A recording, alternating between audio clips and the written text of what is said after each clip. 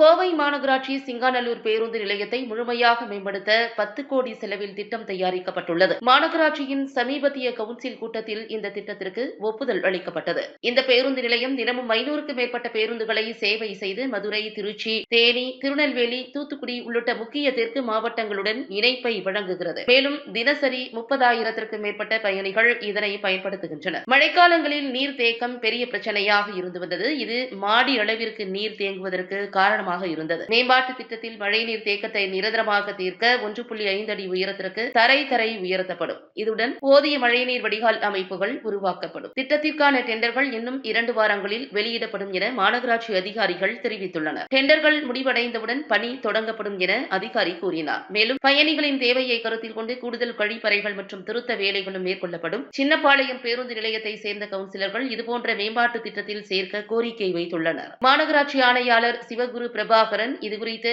விரைவில் ஆய்வு செய்து திட்டம் தயாரிக்க உள்ளதாக உறுதியளித்துள்ளார்.